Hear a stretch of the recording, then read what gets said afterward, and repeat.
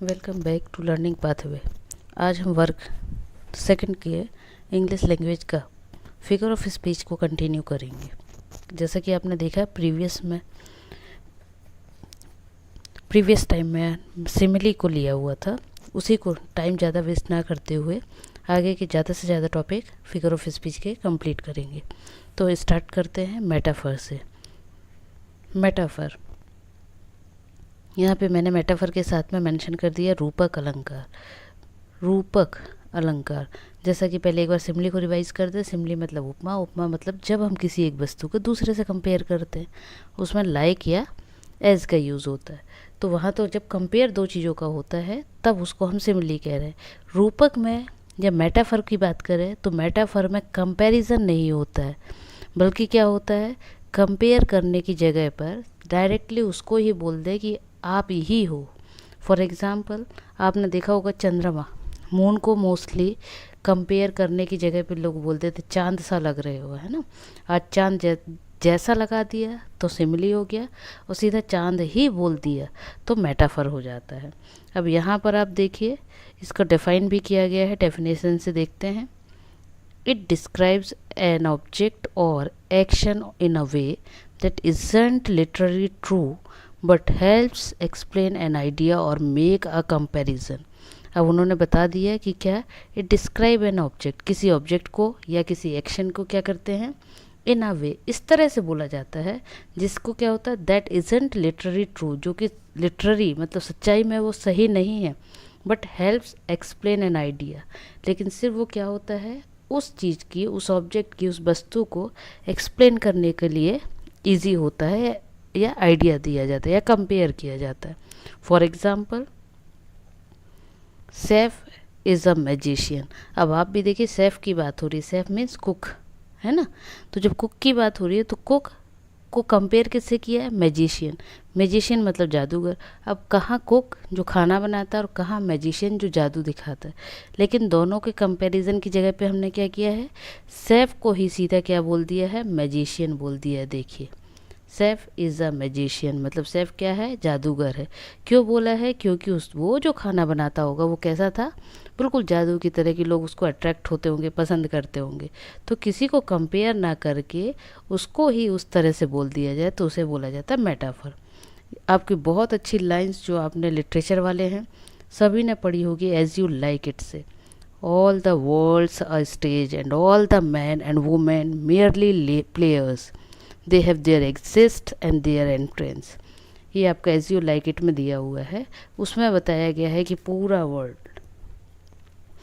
World एक stage है, और स्टेज कैसा, जिसमें सभी मैन और वुमेन हैं जो एक तरह के प्लेयर हैं, जो क्या करते हैं, जिसका टर्न आते जाता है तो आते हैं और एग्जिट हो जाते हैं और चले जाते हैं।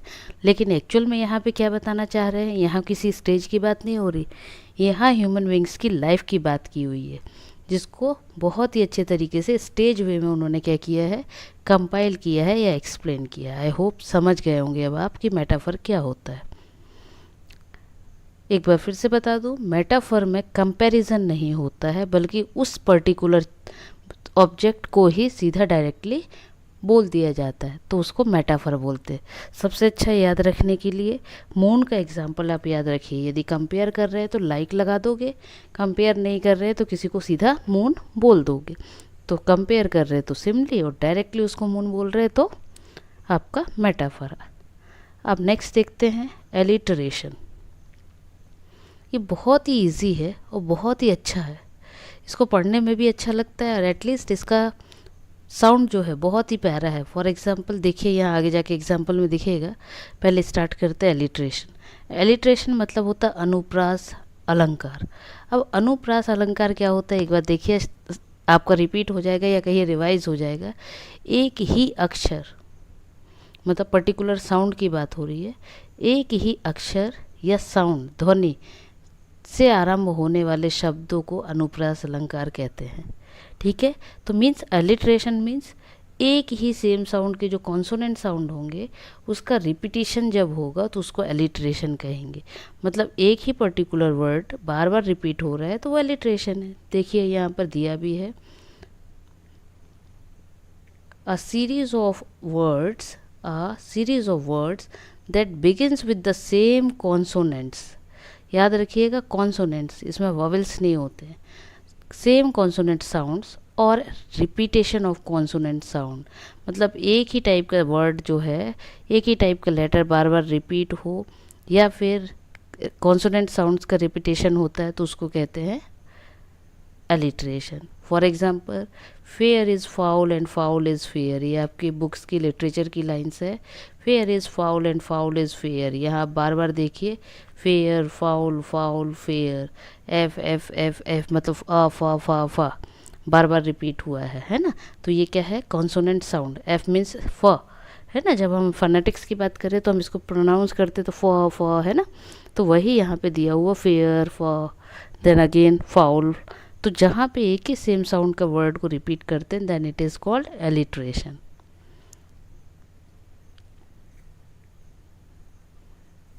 आगे देखते हैं another example. David's dog drank dirty water down by the dam.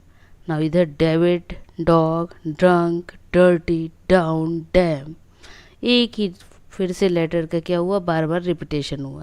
तो जब फिर सिंगल लेटर बार बार रिपीट होता है, कॉन्सोनेंट साउंड बार बार रिपीट होता है, then it is a alliteration. Hope कि अब आप पहचान पाओगे. अनदर एग्जाम्पल्स आपके लिए दिया हुआ है, आप देखिए. नेक्स्ट को कंटिन्यू करते हैं, पर्सोनिफिकेशन, जिसको हिंदी में बोला जाता है मानवीकरण. पर्सोनिफिकेशन, मानवीकरण. पर्सन सबसे इजी वे याद रखने का, पर्सन.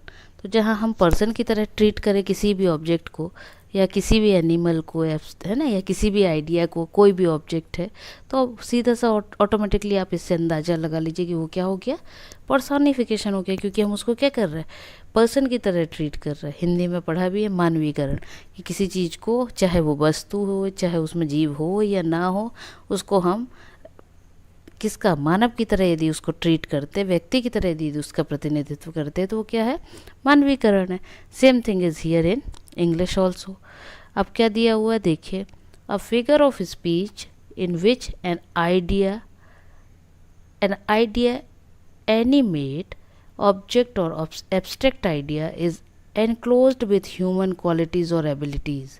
मतलब कोई भी आइडिया जिसको किससे एनक्लोज किया जाए या कंपेयर किया जाए या पहचाना जाए, ह्यूमन की क्वालिटी से या उसकी एबिलिटी से, है ना, कि ह्यूमन की तरह हो, तो उसको हम कहते हैं पर्सोनिफिकेशन.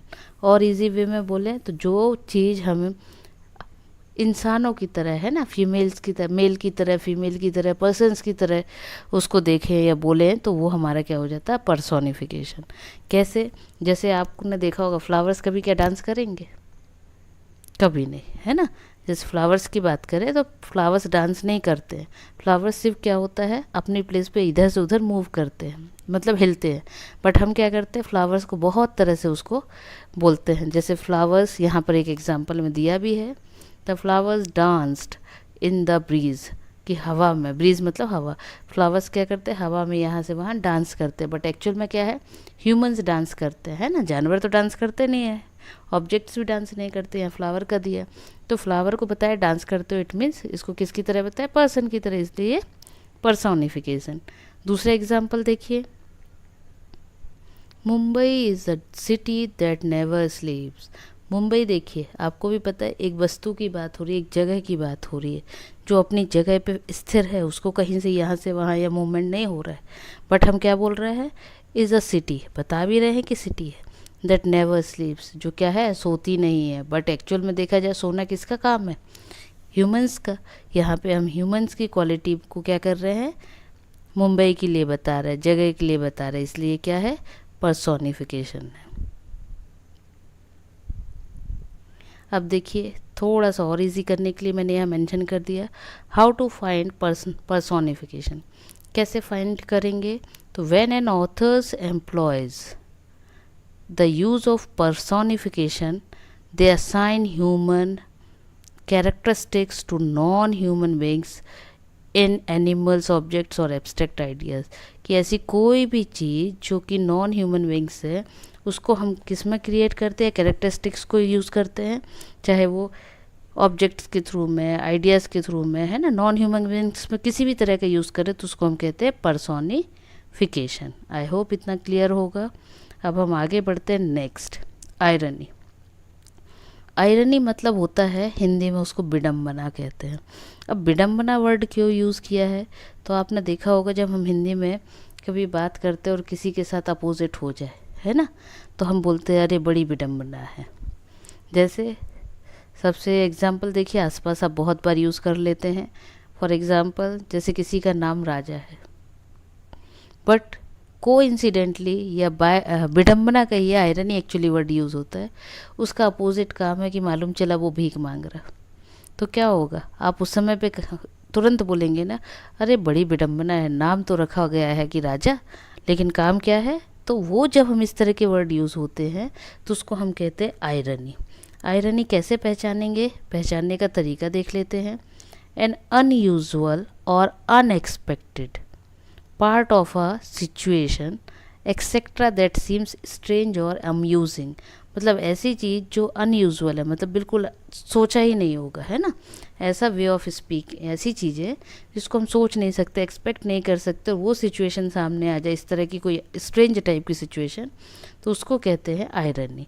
और अदर वे में देखा जाए तो a way of speaking that shows you are joking, मतलब या तो इस तरह से देखा जाए कि जिसमें हम क्या करते हैं, जोकिंग वे में किसी को बोलते हैं, that mean the opposite of what you से, मतलब वही जो अभी मैंने एग्जांपल दिया कि आप जो बोलना चाह रहे हैं उसका जस्ट अपोजिट, तो उसको भी आयरनी कहते हैं।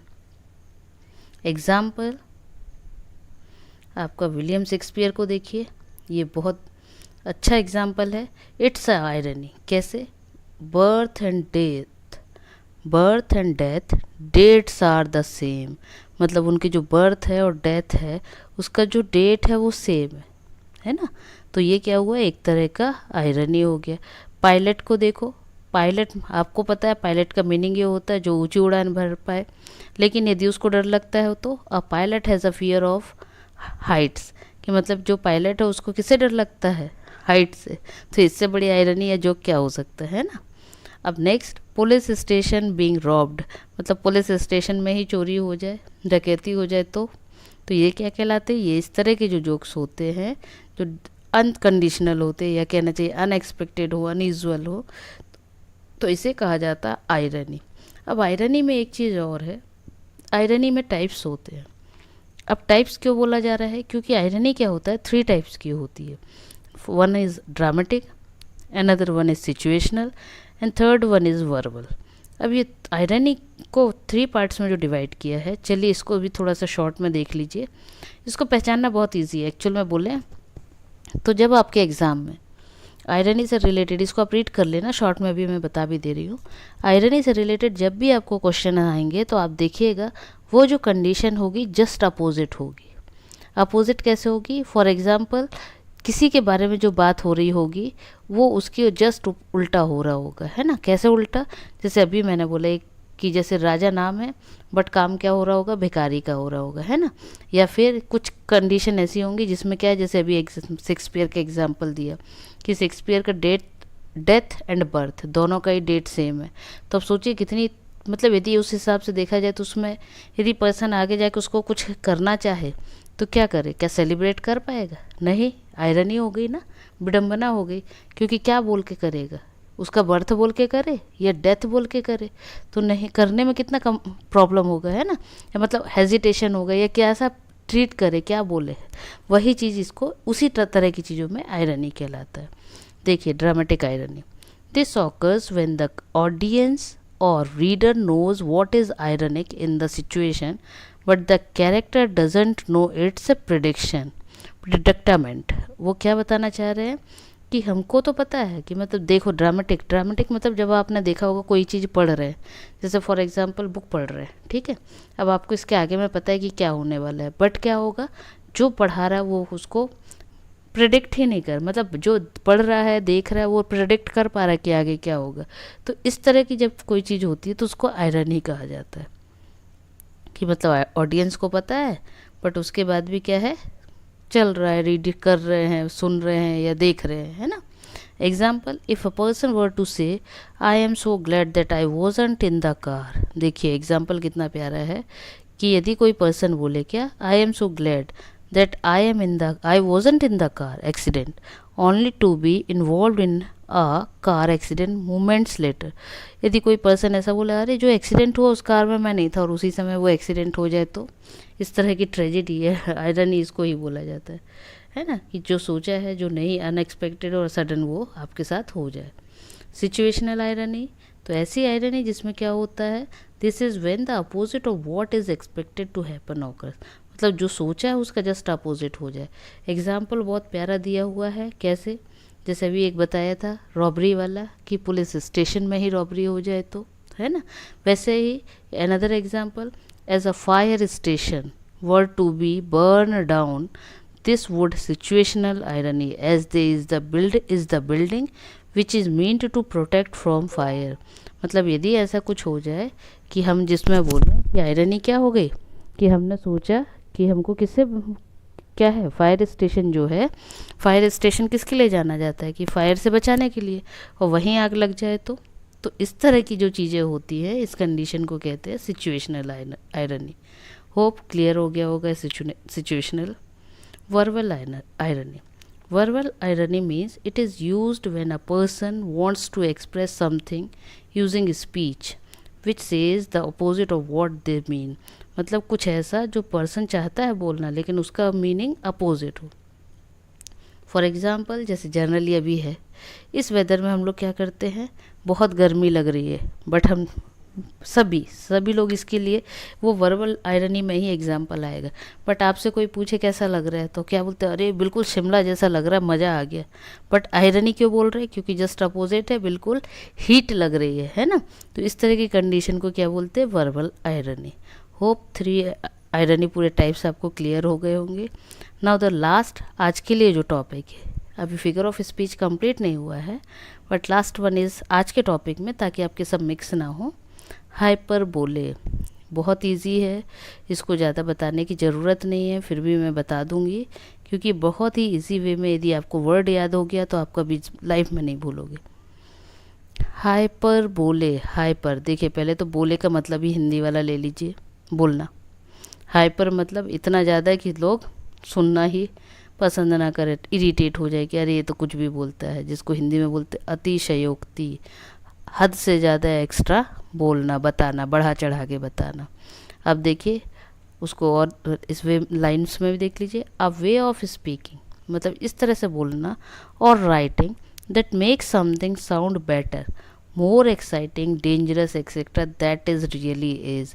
मतलब किसी चीज़ को बहुत ज़्यादा बढ़ा चढ़ा कर बताना, या तो बहुत एक्साइटिंग वे में या बहुत डेंजरस वे में, और एक्चुअल में उतना वो होगा नहीं, है ना। Then it is really is, मतलब then it is really is मतलब जितना सच में नहीं है उससे ज़्यादा बताना।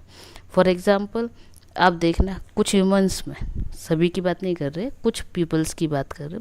कुछ पीपल क्या करते हैं कि जैसे फॉर एग्ज़ाम्पल कहीं झगड़ा देख कर है या एक्सीडेंट देख कर है, तो वो क्या करते हैं, हुआ छोटा सा है, बट वो जब बताएंगे तो उसको कैसे बताएंगे, बहुत बड़े वे में। तो उसको ही कहते हैं हाइपरबोले, बढ़ा चढ़ा कर बताना। For example, I have told you 100 times. अब देखिए एग्जाम्पल से ही समझ लीजिए कि किसी ने कितने बार बोला, 100 टाइम्स। लेकिन एक्चुअल में क्या होता है, क्या कोई 100 बार बोलता है, नहीं ना। किसी चीज़ को 2-3 टाइम्स बोलता है। लेकिन जब गुस्सा होते हैं, सबसे अच्छा एग्जाम्पल मदर का ले लीजिए, वो इस सेंटेंस को बहुत बार बोलते हैं। क्या बोलती हैं, मैंने तुमसे 1000 बार बोला, मैंने तुमसे 100 बार बोला, है ना। बट एक्चुअल में क्या होता है, बोलते 3 to 4 टाइम्स है। तो इसको बोलते हैं, इस टाइप के सेंटेंस को बोलते हैं hyperbole. Clear. Another example, this bag weight a ton, मतलब किसी बैग को उठाते हैं ना, तो बोला अरे बाप रे, ये तो इसमें टन, 1 टन के बराबर इसमें क्या है, वेट है। बट एक्चुअल में क्या 1 टन बैग में वेट होगा, नहीं होता है ना।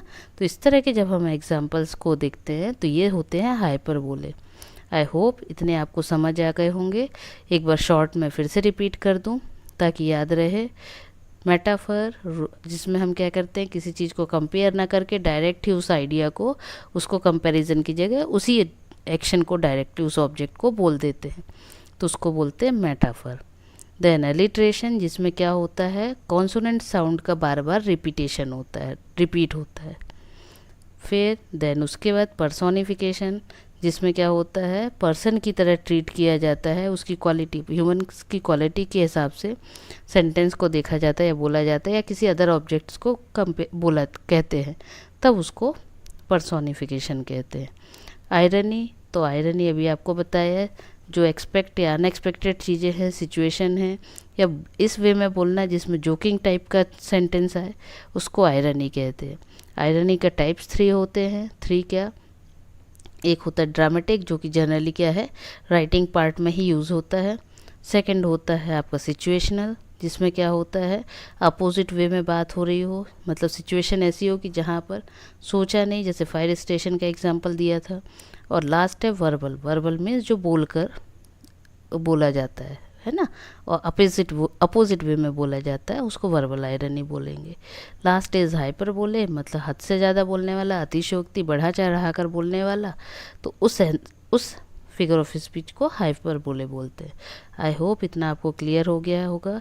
आज के लिए इतना ही। Bye bye.